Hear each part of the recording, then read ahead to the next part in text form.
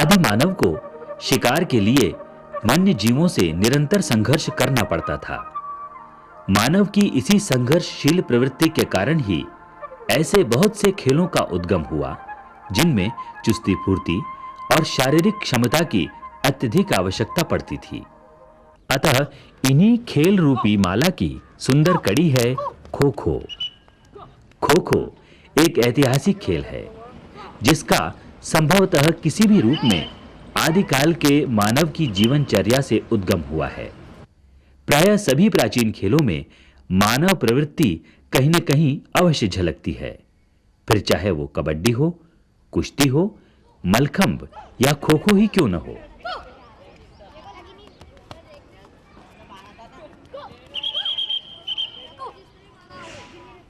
खो-खो खेल में खो शब्द की उत्पत्ति संस्कृत के श्यू शब्द से हुई है, जिसका अर्थ किसी को सावधान या आदेशात्मक संकेत देने के लिए होता है।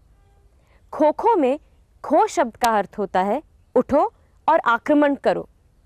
पर किसी भी खेल की जानकारी उसके मैदान की जानकारी के बिना अधूरी होती है। तो आइए खो-खो के मैदान के बारे में जानकारी हासिल करते हैं।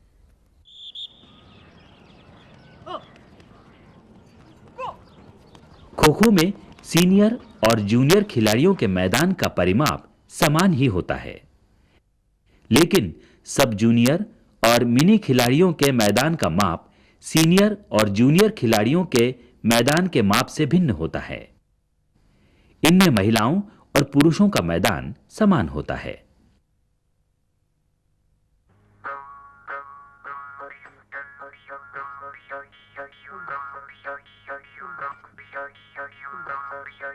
खो-खो के लिए मैदान हमेशा पूर्व पश्चिम दिशा में ही बनाया जाता है, जिससे वर्ग में बैठे खिलाड़ियों के चेहरे को सूर्य की रोशनी प्रभावित न करे। सीनियर और जूनियर खिलाड़ियों के लिए खो-खो मैदान का आकार आयताकार होता है, जिसकी लंबाई 29 मीटर और चौड़ाई 16 मीटर होती है। मैदान के दोनों सिरों पर अंतिम रेखा की लंबाई 16 मीटर होती है। अंतिम रेखा के अंदर 2.75 मीटर चौड़ा और 16 मीटर लंबा आयत होता है। इस आयत को मुक्त क्षेत्र या फ्री जोन भी कहते हैं। मैदान के दोनों तरफ 29 मीटर लंबी पार्श्व रेखा या साइड लाइन होती है। साइड लाइन से 8 मीटर दूरी पर स्तंभ लाइन के मध्य में स्तंभ स्थित होता है। इन स्तंभों का व्यास 9 से 10 सेंटीमीटर होता है।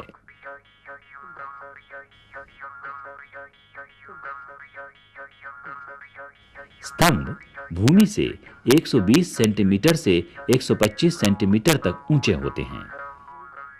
दोनों स्तंभों के बीच में एक सेंट्रल लेन अथवा केंद्रीय गली भी होती है। इस केंद्रीय गली की चौड़ाई 30 सेंटीमीटर तथा लंबाई 23.5 सेंटीमीटर होती है।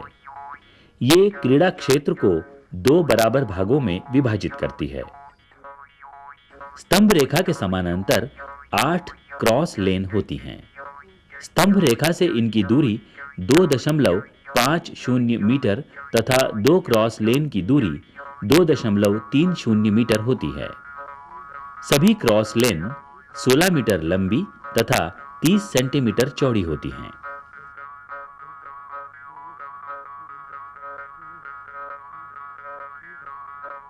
केंद्रीय गली या लेन और क्रॉस लेन जहां परस्पर कटती हैं उसे वर्ग या स्क्वायर कहते हैं।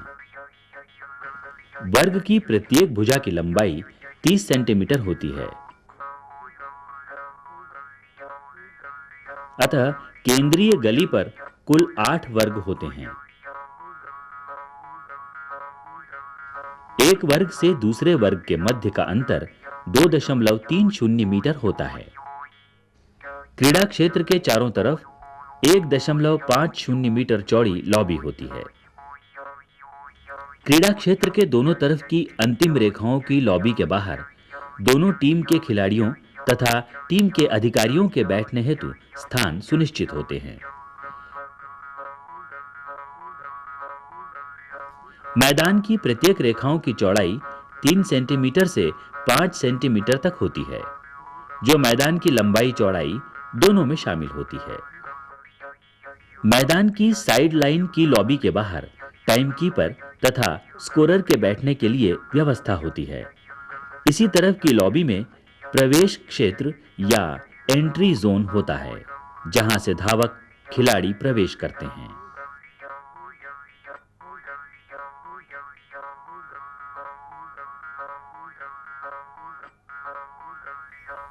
किसी हद तक सीनियर और सब जूनियर खिलाड़ियों के मैदान समान होते हैं, परंतु कई मामलों में सब जूनियर खिलाड़ियों का मैदान सीनियर खिलाड़ियों के मैदान से छोटा होता है। तो आइए देखते हैं कि सब जूनियर खिलाड़ियों का मैदान सीनियर खिलाड़ियों के मैदान से किस प्रकार भिन्न होता है।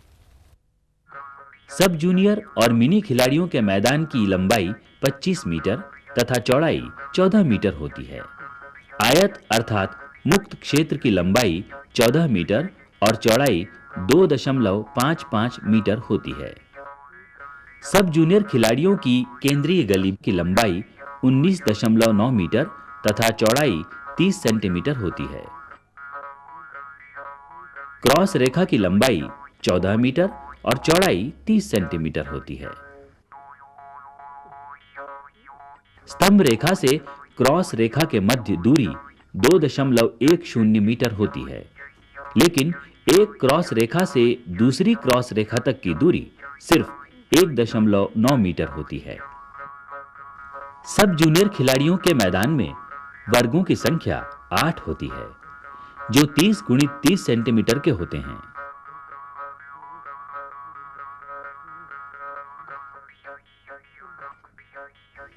एक वर्ग से दूसरे वर्ग के बीच 1.9 मीटर का अंतर होता है। स्तंभ रेखा की लंबाई 14 मीटर होती है। सीनियर खिलाड़ियों के क्रीड़ा क्षेत्र के अनुरूप ही इसमें भी चारों तरफ 1.5 मीटर चौड़ी लॉबी होती है। खो-खो खेल को खेलते, प्रशिक्षण देते और कमेंट्री सुनाते वक्त कुछ खास वाक्यों और शब्दों को प्रयोग में लाया जाता है, जो खेल के दौरान एक विशेष महत्व रखते हैं। तो आइए कुछ ऐसे ही शब्दों से परिचित होते हैं।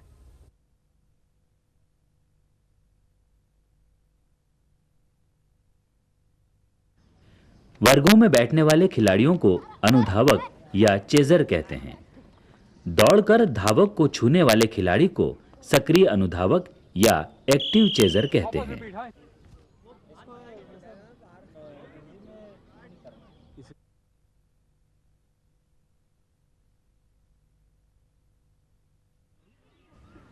अनुधावकों के विरोधी दल के खिलाड़ियों को धावक या रनर कहते हैं।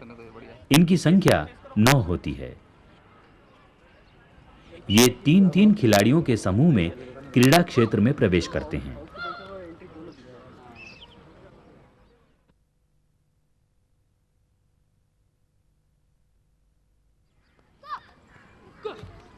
जब सक्रिय अनुधावक खो प्राप्ति के बाद एक स्तंभ रेखा से दूसरी स्तंभ रेखा की तरफ जाता है, तब उसे हम दिशा लेना कहते हैं।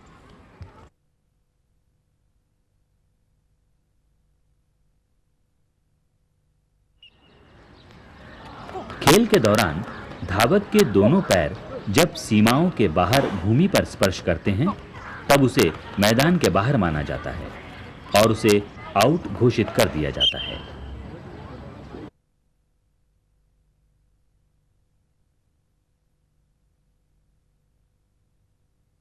धावक दल के 3-3 खिलाड़ियों के 3 समूह होते हैं। पहले समूह के आउट होने पर दूसरा समूह क्रीड़ा क्षेत्र में प्रवेश पाता है। धावक का एक पैर जब क्रीड़ा क्षेत्र में आ जाए तब उसका क्रीड़ा क्षेत्र में प्रवेश माना जाता है।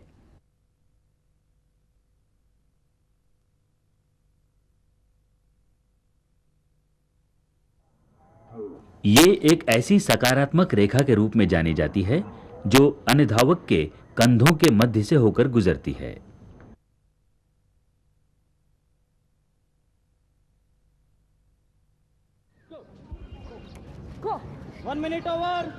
अनुधावक दल के अंक मध्यांतर तक विरोधी दल से यदि 9 अंक अधिक हों तब वो विरोधी दल को फॉलो ऑन हेतु बाध्य कर सकता है।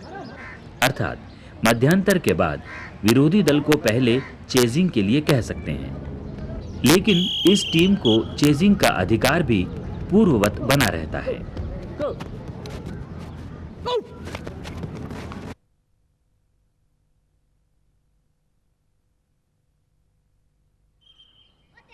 जब कोई खिलाड़ी खेल के नियमों का उल्लंघन करता है तो उसे फाउल कहा जाता है।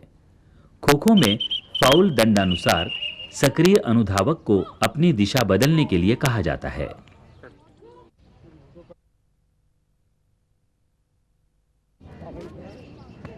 सीनियर और जूनियर खिलाड़ियों के लिए मैच की अवधि 55 मिनट होती है।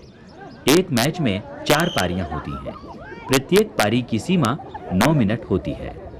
पहली और दूसरी पारी के मध्य 5 मिनट का अवकाश होता है। दूसरी पारी के बाद 9 मिनट का मध्यांतर होता है। इसी प्रकार तीसरी और चौथी पारी के मध्य भी 5 मिनट का अवकाश होता है।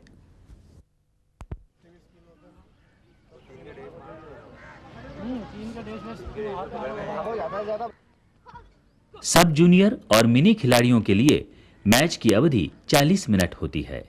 इसमें प्रत्येक पारी की अवधि सिर्फ 7 मिनट होती है। पहली और दूसरी पारी के मध्य 3 मिनट का अवकाश होता है। दूसरी पारी के बाद 6 मिनट का मध्यांतर होता है। इसी प्रकार तीसरी और चौथी पारी के बीच 3 मिनट का अवकाश होता है। खो-खो के इस प्रथम भाग में हमने खेल के मैदान, उसको खेलते, प्रशिक्षण देते और कमेंट्री सुनाते वक्त कुछ खास शब्दों और वाक्यों के इस्तेमाल और अंत में मैच की अवधि के बारे में जानकारी प्राप्त की। इसके अगले भाग में हम मैच के अधिकारी गण के कार्यों और खेल को खेलते वक्त कुछ खास नियमों के बारे में जानकारी प्राप्त करेंगे।